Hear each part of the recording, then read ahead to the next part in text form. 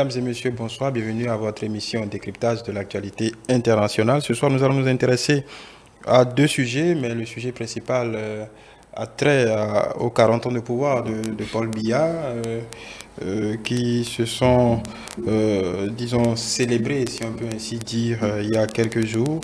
Nous allons revenir sur ce cas très particulier de la scène politique africaine. Et si nous avons encore un peu de temps, nous allons nous appesantir sur ce qui va faire l'actualité, ce qui va nous tenir en haleine pendant un mois. Je parle de la Coupe du Monde Qatar 2022, où il est beaucoup question de géopolitique que de football en attendant le match d'ouverture. Et ce sera avec Morgan Asoba-Metonji, consultant en analyse géopolitique et expert en relations internationales. Bonsoir. Bonsoir.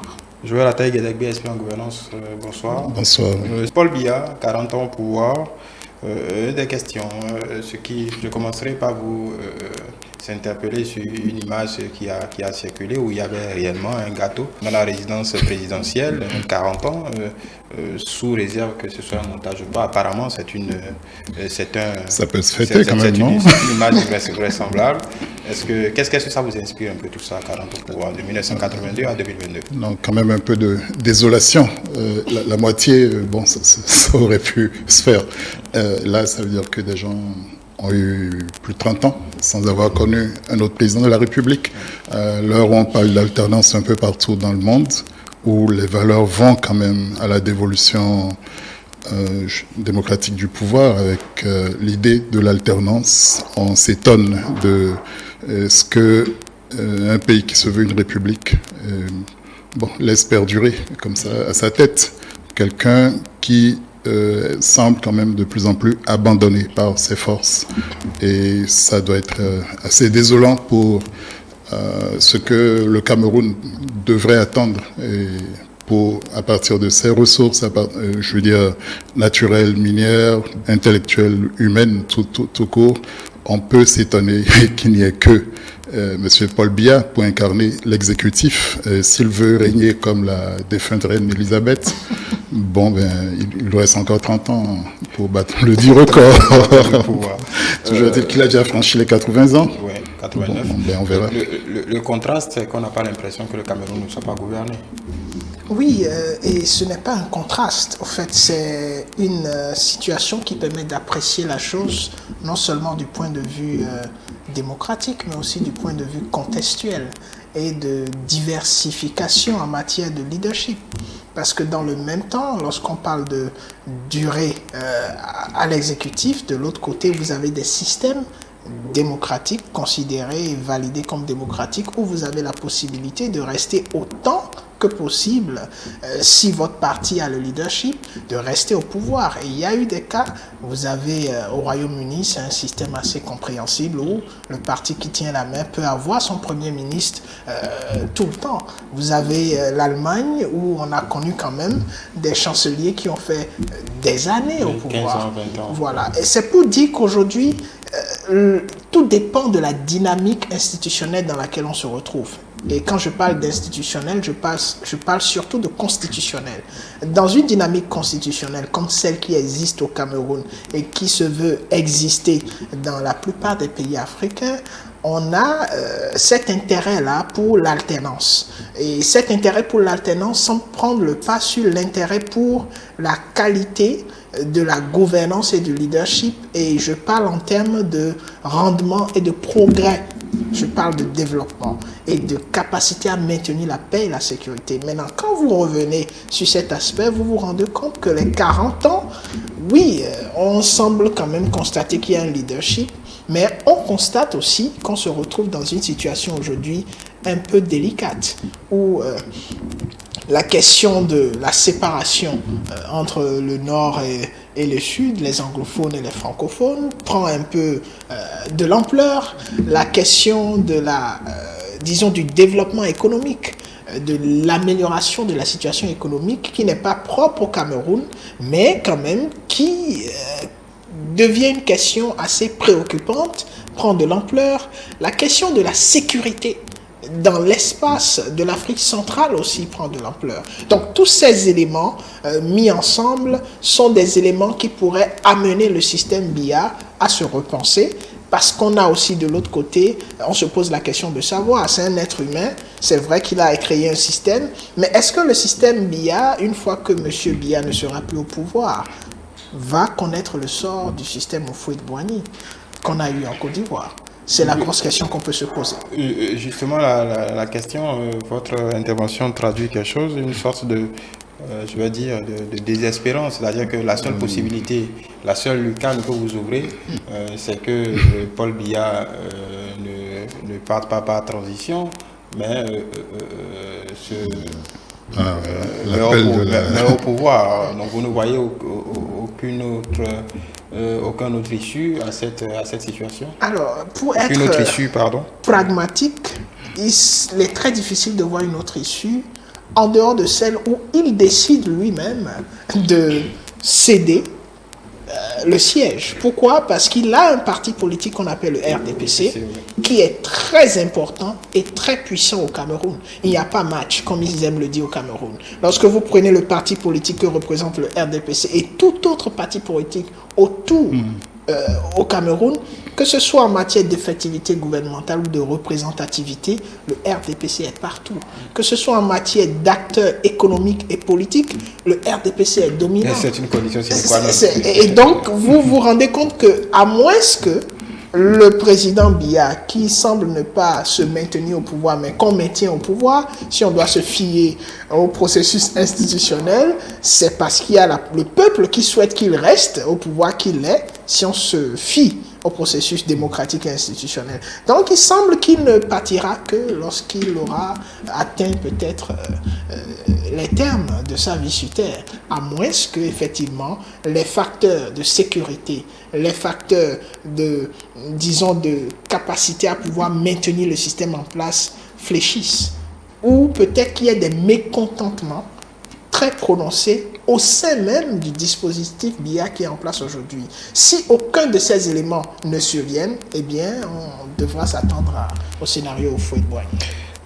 C'est vrai que dans l'esprit de pratiquement tout le monde, c'est la succession qui est sujette à discussion. Est-ce qu'il n'y a que cet enjeu aujourd'hui? Oui, en partie, mais disons que beaucoup de choses peuvent accélérer les événements, enfin la situation. Tantôt, il y a eu les élections où on a pensé qu'il aurait dû ne pas être candidat, mais bon, il y reste. Les opposants... La Constitution lui donne cette latitude. Non, je dis, oui, il est là, et donc il est élu, si vous préférez. Bon. Et donc l'opposition paraît plus que jamais divisée, émiettée. Même les irrédentismes de l'Ouest anglophone semblent se calmer, donc pas réellement en mesure de challenger le pouvoir central. Et M. Biya est quand même une forme de curiosité, à la différence du président Houphouët qui sortait d'une ethnie dominante, d'une ethnie habituée au pouvoir pour aller vite. Et il sort d'une ethnie minoritaire et donc semble le plus petit dénominateur commun, ou enfin pour ne pas dire le plus grand dénominateur selon l'expression consacrée en mathématiques. Et ça paraît convenir à tout un chacun finalement. Alors dès que lui ne serait pas là, non seulement à la tête du Cameroun, mais de son parti, le RDPC, si je ne m'abuse, peut-être que les ambitions... Le Rassemblement du peuple camerounais. C'est bien imaginé. Donc, s'il a pu rassembler, se creuser tout le peuple camerounais, où voulez-vous qu'il y ait encore dissension? Donc, non, disons que il n'empêche, il y a des velléités de succession.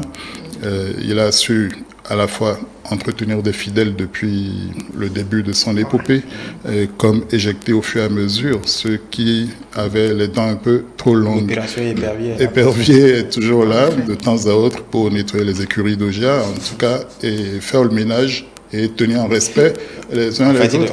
On peut dire qu'il a inventé la criette avant l'heure. Ah oui, ça. Mais surtout, ce qui est en partie nouveau, c'est à la fois le contexte sécuritaire. Le pays n'est pas si stable que ça. Il y a les poussées de Boko Haram, les difficultés pour le commerce dans le pays, pour l'économie, pour tout dire. Et puis, il y a ce qui surgit subrepticement et qu'on n'a pas vu venir. Et on parle de plus en plus de Biya Junior. Alors, est-ce que c'est une visée monarchiste. À la Bourguiba, on est tellement resté là que finalement on se confond, on se prend à être en monarchie. Et son fils, en cas de sa progéniture, a-t-elle les capacités et même l'aura simplement pour être aussi désirable que ça? J'en doute. Et malheureusement, le Cameroun, vu sa diversité ethnique, intellectuelle, vu même les moyens économiques qui sont les siens, risque donc de sombrer dans une déflagration au fur et à mesure que la force physique, les capacités intellectuelles de M. Biya vont s'estomper. Il n'y a pas moyen, la nature va reprendre ses droits, et malheureusement. Voilà, j'évoquais un contraste tout à l'heure. L'autre contraste également, c'est au-delà de ce qu'on peut décrire, pointer du doigt comme faiblesse à l'interne. Le poids politique du Cameroun est resté intact, que ce soit en Afrique centrale, que ce soit au-delà de l'Afrique centrale. C'est une belle prouesse. Voilà, le Cameroun, en tout cas, reste incontournable. Et c'est une réalité. Et maintenant, on devrait se poser à quoi on doit cette réalité. Est-ce uniquement au leadership du président Biya? D'abord le leadership économique, donc on peut dire que c'est une réussite. En Afrique centrale, c'est d'abord la première économie de cette partie du même continent. Si le Cameroun peut nettement faire mieux au regard de ses ressources. Et c'est peut-être là que va se jouer la capacité à pouvoir inciter d'autres, s'il y en avait, acteurs politiques, à montrer que le Cameroun peut faire mieux. C'est vrai, le Cameroun peut faire mieux, mais jusqu'à l'heure où on parle, il n'y a que le RDPC qui arrive à montrer le mieux que le Cameroun. Beaucoup s'y sont essayés, John Froundi du SDF, Maurice Kamto récemment, ça a fini en résidence surveillée. Donc il faut juste rajouter que c'est la dynamique internationale aussi qui pourrait avoir son mot à dire. Dynamique internationale, faire pression. Dynamique internationale, cette capacité qui depuis n'arrive pas à fonctionner à cause de la capacité du système BI à être bien huilé et averti des différentes approches, mais on reste quand même sur le qui-vive parce que, qu'on le veuille ou non, en Afrique centrale aujourd'hui, la question majeure qui pourrait apporter de l'instabilité, c'est bel et bien la question de la sécurité. Okay, ouais. Et cette question de la sécurité se joue en grande partie au niveau du Tchad, où on sait déjà, et de la Centrafrique, oui. Tchad et Centrafrique, où on sait déjà la dynamique qui s'installe. Alors, les différents changements qui pourront s'opérer, que ce soit au Tchad ou en Centrafrique, vont affecter d'une façon ou d'une autre la dynamique régionale au Cameroun et pourrait être un problème difficile à gérer pour le leadership de Biya. En parlant de ce leadership, le pouvoir camerounais, Paul Biya a toujours fait une place de choix à l'appareil sécuritaire. La brigade d'intervention rapide qui surveille les frontières est richement dotée, bien équipée, bien entraînée. Les forces, on va dire, les forces les plus puissantes, en tout cas, qui existent dans le Conseil des Nations, les Américains, les Chinois, les Français se pressent, les Israéliens se pressent. Il y a une coopération assez dense de ce côté-là. Le Cameroun peut-être apparaît comme l'îlot qu'il ne faut surtout pas toucher. Donc, juste à côté du Nigeria. Juste à côté du Nigeria. Est-ce que du coup, ça ne profite pas simplement à Paul Biya, qu'on ne veut vraiment pas titiller parce qu'on on aurait du mal à gérer la suite? Je crois que la communauté internationale a fini par apprendre à faire avec. Parce que dans l'absolu, c'est plutôt inacceptable, mais de manière relative, ils s'en tirent très bien. Et mieux, vous parliez d'armée, et comparé aux autres armées, c'est pas une armée qu'on peut qualifier de mono-ethnique non plus. Non, surtout pas. Surtout pas. Elle est assez professionnelle, en cas mieux entraînée que les autres, si on excepte celle du Tchad, qui est une armée particulière dans son genre. Et donc, c'est quand même des atouts. Vous aviez introduit cette émission en évoquant l'avènement, le lancement prochain de la Coupe du Monde. Je dirais que peut-être ça peut être un facteur de légitimation du Cameroun, du président Biya, dès lors qu'il y aurait de bonnes prestations de l'équipe camerounaise représentée à la Coupe du Monde. Mais à l'inverse, ça peut être un retour de manivelle terrible et qui accélérer la délégitimation du pouvoir Biya. Et on parlait de prétendants. Est-ce que c'est pas trop tôt pour Samuel Eto'o à la tête de l'Africa Foot, mais qui essaye de savoir à quoi s'en tenir pour que sa tête ne dépasse pas trop, pour qu'elle ne soit pas coupée avant l'heure. Beaucoup aussi sont c'est un votés, exercice aussi qu'il faut savoir faire. Alors imaginons ce scénario où le Cameroun fait des prouesses. Donc peut-être que M. Biya verrait en Samuel Eto'o un rival qu'il faut ou adouber rapidement ou bien mettre sous les ténors comme il sait si bien le faire. Donc les jours qui viennent de toute façon vont amener à une accélération de l'actualité au Cameroun. Je doute que ça continue d'être un long fleuve tranquille. Ce n'est pas possible. Ces pesanteurs vont finir par s'accélérer. Vous m'avez servi la transition. On va rapidement parler du Qatar pour sortir de cette émission. Football, on n'a jamais parlé à l'occasion d'un match de football de géopolitique, de tensions. Les tensions, on va dire, pas de réelles tensions, parce que tout le monde veut y aller. La Coupe du Monde, c'est quelque chose de particulier. Donc, quand bien même, dans un contexte de lutte contre le réchauffement climatique, quand même aller jouer dans un stade climatisé, oui, bon, ça choque quelques consciences, mais on est prêt quand même à aller jouer au football. Est-ce qu'on peut dire aujourd'hui que malgré les soubresauts, le Qatar a réussi son pari, même avant l'heure? Oui, complètement. Et à mettre dans sa poche des gens les plus insupportables. Les langues se délient maintenant sur les conditions d'attribution de cette Coupe du Monde. Dans sa poche, c'est bien trouvé. C'est bien trouvé. Oui, parce que... Il a été vraiment question de poche. L'argent, quand même, n'a pas été trop loin. Et donc, chacun a fait ses comptes et croit pouvoir s'en sortir. Et ça aussi, c'est la force de la FIFA, que d'être cette espèce de puissance économique incontournable et désormais puissance politique, parce que avec ce qu'on pourrait reprocher au Qatar, malgré tout, la FIFA arrive à légitimer un régime comme celui-là. Donc pendant un mois, pudiquement, nous allons nous détourner les regards de ce qui ne va pas, des ouvriers sacrifiés sur les chantiers de ces réalisations gigantesques, pharaonesques, en tout cas, où chacun a pris sa part. Bon, donc le monde entier aussi aura sa forme d'aumône avec un spectacle planétaire gratuit. Pas forcément gratuit. Oui, ça se paye quand même. Alors, joyeusement. Il faut déjà simplement dire que ce qui est en train de vouloir se passer au Qatar nous permet encore d'apprécier combien la question de la conscience collective, ou du droit international reste et demeure relative lorsque les vrais enjeux, les enjeux qui sont d'ordre financier ou d'ordre de power balance, capacité des États à pouvoir imposer leur désir ou leur choix sur la scène. Voilà, sans vouloir vous arrêter, cet exemple du Qatar, c'est un exemple de soft power complètement réussi. Complètement et entièrement réussi. Parce que lorsque vous tenez compte de tout ce qu'on peut reprocher au Qatar, que ce soit sur le plan des droits de l'homme, que ce soit sur le plan de la taille du pays, exactement. C'est pas leur faute.